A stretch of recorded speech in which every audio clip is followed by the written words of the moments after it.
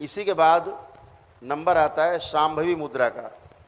शांभवी नाम इसलिए दिया कि शांभवी एक क्रिया है और शंभु यानी शिव शंभु, स्वयंभू, स्वयंभू जिसके माता पिता का पता नहीं।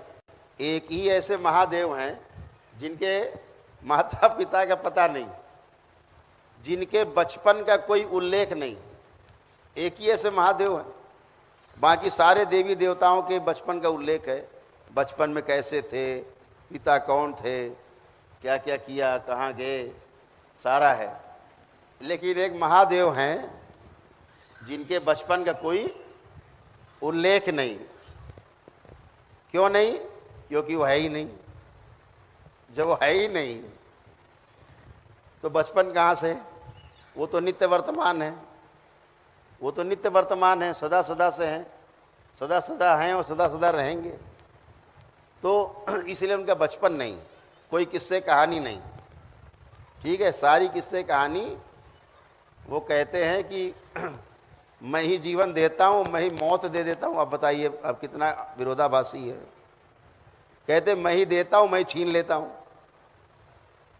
वो कह रहे, साफ साफ कह रहे हैं, एकदम उल्टी बात कि मैं ही अच्छा कर देता हूँ, मैं ही बुरा कर देता हूँ, मैं लिख देता हूँ, मैं मिटा देता हूँ। तो कुछ भी, अब ये तो कुछ भी करेंगे फिर। इसीलिए कहा भोलेनाथ। इसीलिए जब भोलेनाथ वरदान देके फंस जाते हैं तो शिव जी को बचाने के लिए कौन आता है भोलेनाथ को? विष्णु जी। कि भैया ये तो फंसा दिया इन्होंने वरदान देके, इन्होंने वरदान दिया और सबको फंसा दिया। अब सारे राक्षस दानव मिल करके देवताओं की कुटाई कर रहे हैं उसी वरदान से। तो फिर आते हैं छलिया।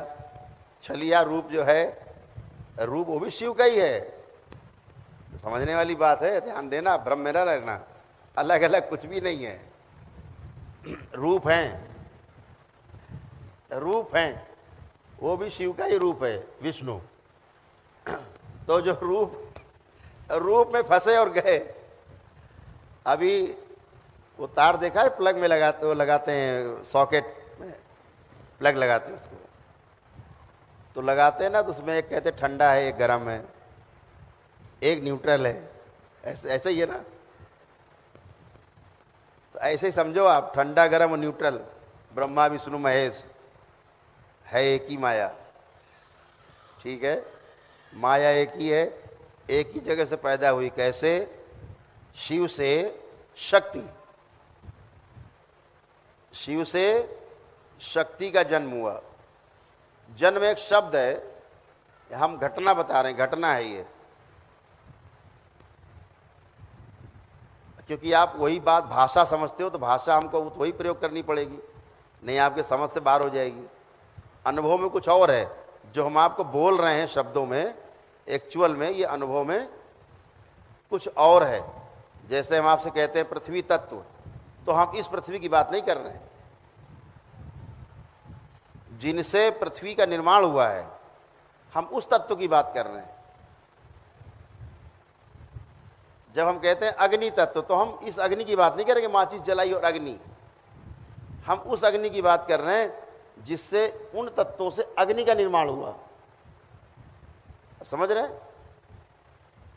इस बात को समझना है। सबका आधार क्या है? शिव, यानी आकाश। आकाश से निर्माण हुआ वायु का, वायु से अग्नि का, अग्नि से जल का, और जल से पृथ्वी का। यानी आकाश सबका होने का आधार। जब वायु बनी तो इसमें आकाश के गुण मौजूद हैं वायु में, और जब अग्नि बनी तो इसमें आकाश और वायु के गुण मौजूद हैं अग्नि में, और जब जल बना तो इसमें आकाश, वायु और अग्नि, इन तीनों के गुण मौजूद हैं। और जब पृथ्वी तत्व बना, पृथ्वी बनी, तो इसमें पिछले चारों के गुण मौजूद हैं। तो हम जब तत्व की बात करते हैं तो समझने के लिए बात करते हैं कि पृथ्वी तत्व है ये, और ये तत्व है और वो तत्व है। लेकिन जरा अनुभव में कुछ थोड़ा सा आप अनुभव कर पाएंगे जब आगे, तो आपको सब पता लगेगा कि क्यों कहा है महर्षियों ने कि बताया नहीं जा सकता शब्दों में। उनकी अपनी हिचक रही है कि बताने में कुछ फर्क पड़ जा रहा है, कुछ अंतर पड़ जा रहा है, इसलिए वो भ्रमित होते रहे कि हम सत्य नहीं बोल पा रहे हैं। और सत्य को तब समझा जा सकता है कि हम यहाँ बैठे, आप यहाँ बैठे, समझ रहे हैं। अभी हम यहाँ बैठे, आप वहाँ बैठ जाओ 1 किलोमीटर ऊपर, तो बात नहीं समझ में आएगी। या आप यहाँ बैठे रहो, हम चढ़ जाएं जरा 1-8 किलोमीटर ऊपर बैठ के बोलें, आपको बात नहीं समझ में आएगी। जब तक बराबर से बात का मंच ना हो, बात समझ में आती नहीं। समझने के लिए शब्द जो है सूचना के लिए है, केवल सुनने के लिए, क्योंकि शब्द ही शुरुआत है। इस पूरे पृथ्वी पर, पूरे ब्रह्मांड में जो रचना हुई पहले शब्द से ही हुई। पहला शब्द ही है, ध्वनि है, ठीक है ना। तो इस पे आपको समझना है कि शिव से शक्ति का जन्म हुआ, और शिव और शक्ति से विष्णु नाम की एनर्जी का जन्म हुआ। जब हम शिव कह रहे हैं तो एक एनर्जी है होने का आधार, विष्णु कह रहे हैं वो की एनर्जी है, हम ब्रह्मा कह रहे हैं वो की एनर्जी है, अलग अलग फॉर्म में, लेकिन है एनर्जी। लेकिन आधार कौन है? तो शिव सबका।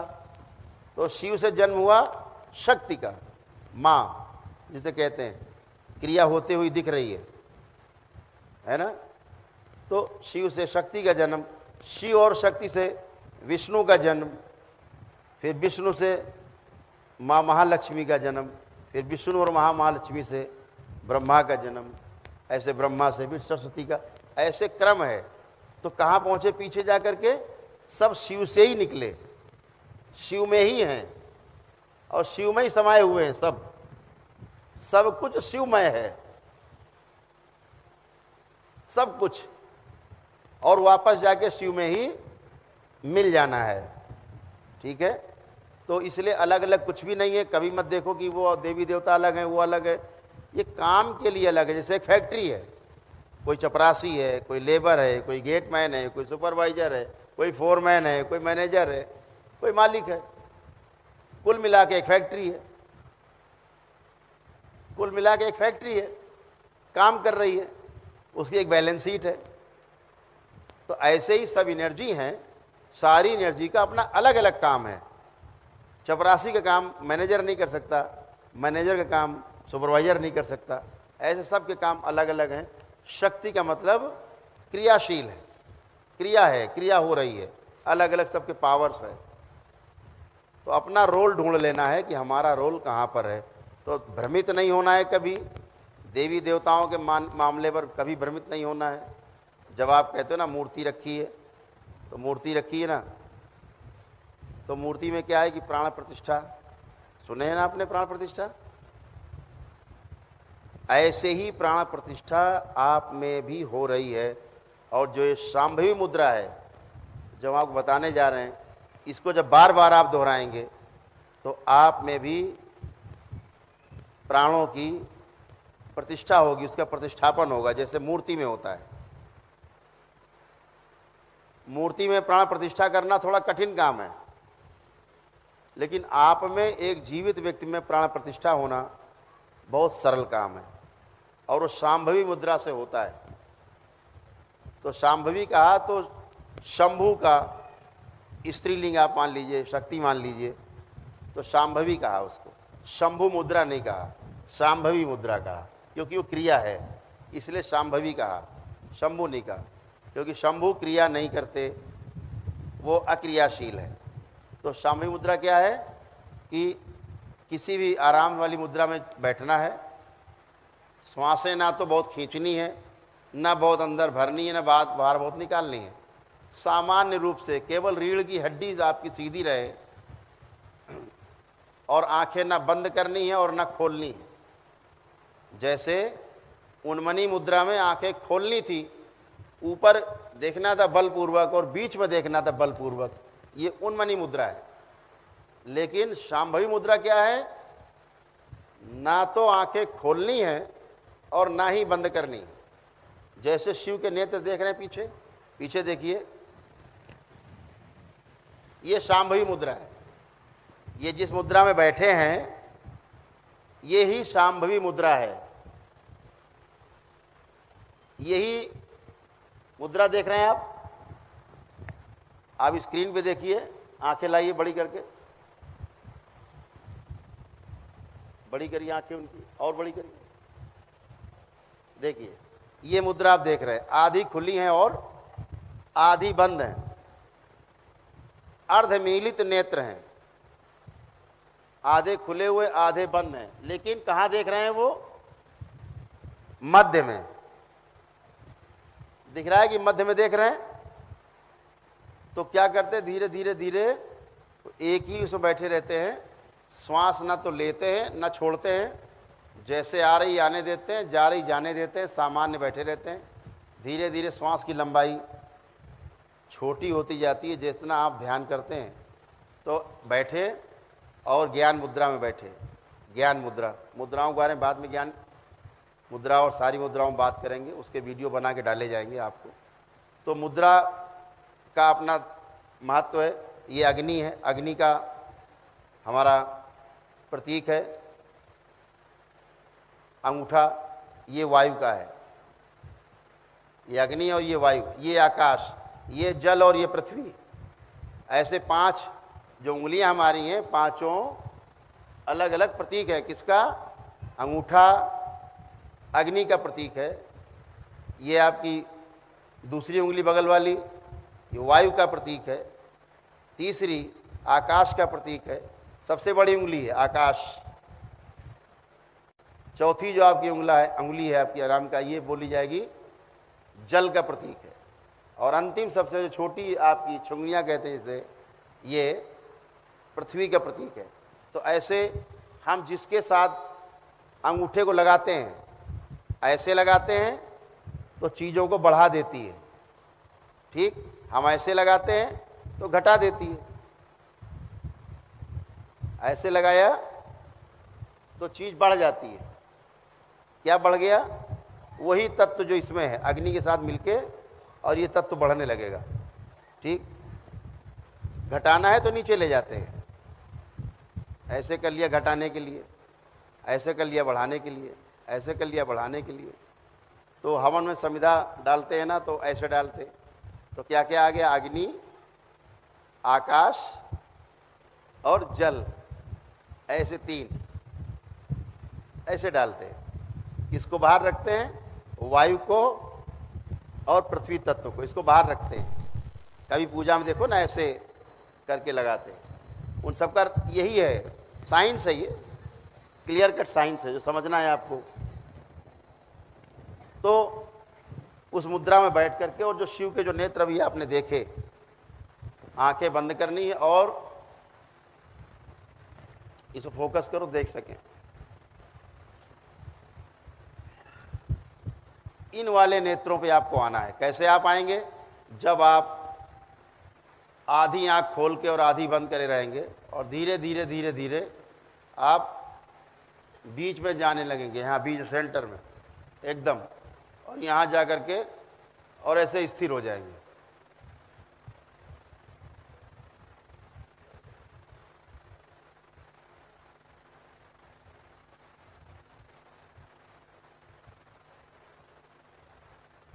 एकदम जितना समय रह सकेंगे आप इस मुद्रा में बैठ सकते हैं। आधी खुली आंखें, आधी बंद आंखें, और देखना कहाँ है? तो बीच में। धीरे धीरे आप लुप्त हो जाएंगे। धीरे धीरे करके देखिए, इस मुद्रा को करके देखें सभी लोग। सभी लोग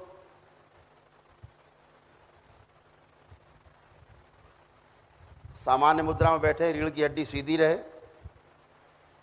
गर्दन हल्की सी, चेहरा हल्का सा उठा रहे, नीचे न रहे, इतना हल्का से उठ जाए कि रीढ़ की हड्डी सीधी बनी रहे सिर तक, और अर्धमीलित नेत्रों से केंद्र में देखना शुरू करें, भूमध्य में। ज्ञान मुद्रा लगी रहे हाथों की।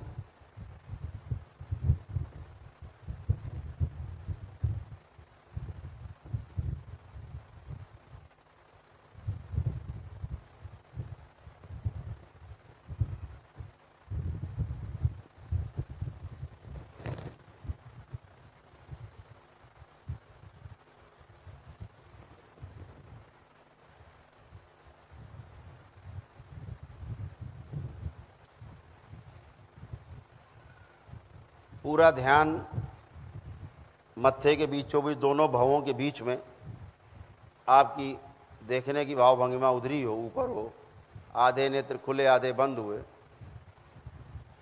और वही बीच में देखने की कोशिश करनी है। धीरे धीरे अभ्यास करते करते आप यहाँ पे टिक जाएंगे और आप यहाँ पर बने रहेंगे, और आपकी ऊर्जा का जो बहाव है वो आपको स्वयंभू बना सकता है। त्रिनेत्र पर आपके जा कर के ऊर्जा को एक नया आयाम दे सकता है, जो आपकी त्रिनेत्र से बहने वाली ऊर्जा है उससे आपका एकाकार करा सकता है, और आपको कुछ अतीन्द्रिय अलौकिक अनुभव हो सकते हैं, चेतना के आगे जा सकते हैं, पराचेतना में आपका पहुंचना हो सकता है। ऐसे करेंगे। ओम नमः शिवाय बोल के मुद्रा समाप्त करेंगे।